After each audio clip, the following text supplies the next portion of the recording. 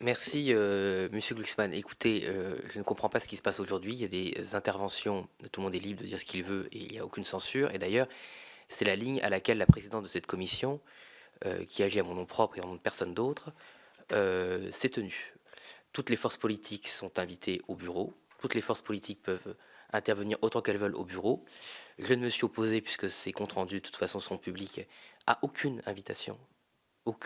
Toutes les personnalités demandées par toutes les forces politiques, je n'ai voté, je me suis exprimé contre aucune invitation. Donc il n'y a aucune tentative de la présidence de cette commission d'influencer les débats. J'ai soutenu toutes les demandes d'invitation qui a été faite. Voilà, je ne m'en suis opposé à titre personnel en tant que président à aucune. Toutes les questions que les commissaires ont voulu poser depuis le début de cette commission ont pu être posées. Je n'ai interrompu personne, d'aucune force politique. Je n'ai interrompu, sauf problème de longueur, de tenue, de la bonne tenue de la commission par rapport au respect d'un certain nombre de délais et d'invités suivants, aucun invité. Je n'ai jamais empêché quelqu'un de tenir le moindre propos. Donc je ne comprends pas. Et par ailleurs, pour ce qui est des moyens attribués à la commission, je me suis attribué avant le droit de tirage du Rassemblement national. J'ai exprimé en commission des finances, dans la présence d'un certain nombre de personnes ici, que j'estimais que l'Assemblée, suite à la mission d'information sur Total et la taxation des carburants, que cette Assemblée n'avait pas les moyens d'investigation, j'estimais nécessaires, au niveau justement du Sénat américain. Donc j'ai publiquement une position qui demande plus de moyens pour que ce Parlement puisse établir la vérité. Donc je ne comprends pas ce qui se passe aujourd'hui, mais chacun évidemment libre de ses propos. Je passe la parole à M. Pfeffer. Merci Monsieur le Président, Monsieur le député, merci pour vos réponses. Alors, oui, je vous rassure aussi, nous ne sommes pas du tout opposés à la constitution de commissions d'enquête sur le sujet des ingérences, puisque ça a été rappelé à plusieurs reprises. Nous sommes nous-mêmes à l'origine de cette demande de commission ici. Moi aussi, je suis étonné un peu par les propos de Monsieur Brun. D'ailleurs, les auditions de la commission étaient très intéressantes, et peut-être que si nous ne trouvons rien, comme l'ont démontré plusieurs experts déjà du sujet, c'est que la France est peut-être bien préparée et armée contre ces ingérences. Et si telle était la conclusion de notre commission, je pense que ça sera plutôt une bonne nouvelle pour tout le monde. Et je suis aussi étonné de votre remarque sur l'édition de M. Mariani, qui d'ailleurs, je le rappelle, n'était pas présidé par le président Chers Tanguy, collègues, qui par contre, s'était est-ce que nous déporté. devons revenir au sujet? C'est moi qui suis garant de la tenue, donc j'ai rétabli en tant que président et non pas en tant que député à Rassemblement national. J'estimais l'éthique de cette commission, je l'ai fait. Maintenant, je vous demande de poser votre question à notre invité, à notre auditionné. Pardon. Oui, Monsieur le Président, donc, Monsieur le député, dans votre rapport sur 1G1 que j'ai lu, il est écrit, donc j'ouvre les guillemets, considérant que la Russie cherche à établir des contacts avec les partis, personnalités et mouvements afin de s'appuyer sur des acteurs des institutions de l'Union pour légitimer ses positions, pour faire pression en faveur d'un allègement des sanctions, pour atténuer les conséquences de son isolement international. Je ferme les guillemets. Ne pensez-vous pas que ça, c'est ce qu'essaient de faire un peu tous les pays du monde et que ça s'appelle de la diplomatie d'influence? Mais surtout, il est écrit juste après, et c'est l'objet de ma question, considérant que des partis tels que la Freiheitliche Partei Österreich autrichienne, le Rassemblement national français et la Lega du Nord italienne ont signé des accords de coopération avec le parti Russie Unie du président Poutine. Alors ma question, c'est quelles auditions et quels éléments vous ont permis d'écrire cela? Évidemment, côté français et côté Rassemblement national, en tout cas, il n'y a jamais eu d'accord signé entre nos deux partis. Et je complète rapidement, Monsieur le Président. Monsieur le Glucksmann, vous avez évoqué aussi dans votre propos liminaire, en utilisant l'expression financement direct, le prêt qui a été accordé par la First Sage Bank au Front National en 2015.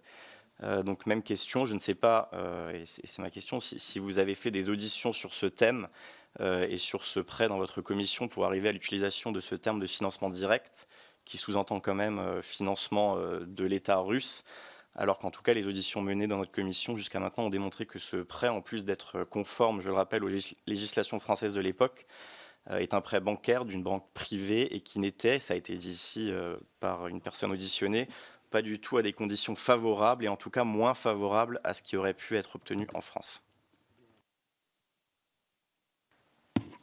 Alors, sur la question du prêt, déjà il y a deux prêts.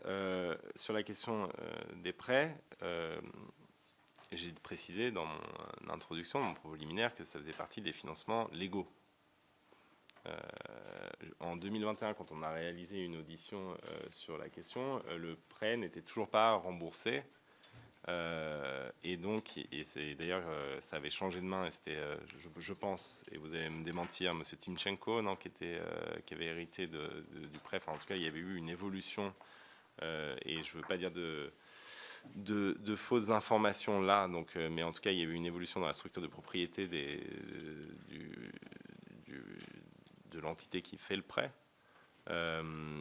Et du coup, bien sûr que c'est légal, mais que contracter un prêt, et là, quand vous continuez à dire que c'est une entité privée, c'est encore une fois l'une des leçons de tout notre travail, c'est de comprendre que dans le régime russe, dans la galaxie des oligarques qui gravitent autour du Kremlin, la notion d'acteur privé, quand il s'agit de contracter un prêt avec un mouvement politique en Europe, cette notion-là n'existe pas en Russie. C'est pas la même chose que, si vous voulez, une banque en France. Et donc, si vous êtes un acteur privé sur le papier russe et que vous allez contracter un prêt avec un mouvement politique, en plus c'est pas un mouvement politique mineur. Je pense que vous allez me dire que c'est un mouvement politique majeur. Et donc, dans un pays extrêmement important du point de vue de la Russie, eh bien, vous n'agissez pas sans l'aval des autorités russes. Vous agissez au service des autorités russes. Et ça, c'est le propre de ces régimes où c'est la même chose que ce que j'expliquais au sujet des investissements chinois. De penser que c'est simplement une boîte privée, c'est méconnaître la structure même de ces régimes politiques. Et donc, vous pouvez continuer à penser que ce prêt était légitime, légal, mais il n'empêche qu'il a une connotation politique extrêmement forte dans le cadre d'un régime comme le régime russe. Et que quand vous bénéficiez de ce prêt, vous êtes de facto dans une situation où vous êtes l'obligé de celui qui vous prête de l'argent, c'est-à-dire le régime russe.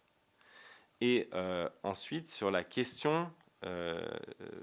permettez-moi de vous poser... Ah voilà, donc la première chose, vous m'avez dit que le fait que la Russie cherche à établir des contacts et à faire en sorte qu'on lève les sanctions, c'était de la diplomatie d'influence comme il y en a eu et il y en aura toujours.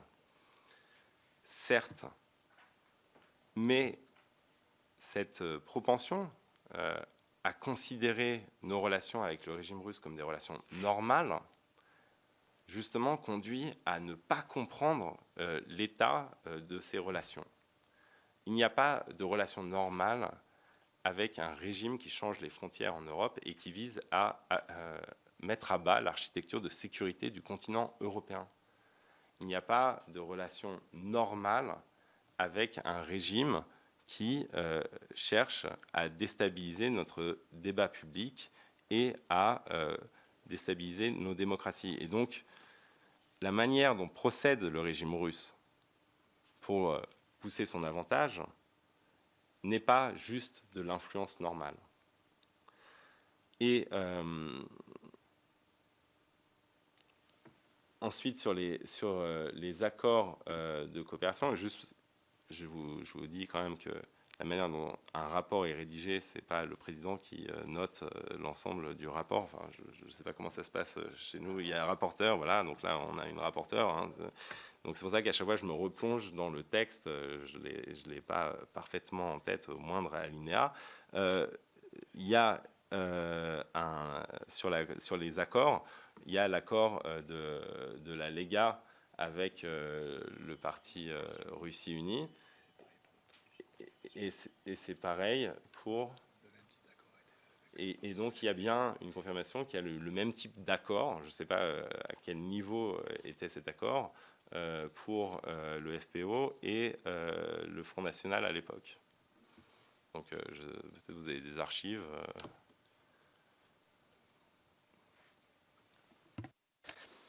Alors, normalement, il n'y a pas d'interpellation, c'est pas un dialogue. Non, mais je le dis.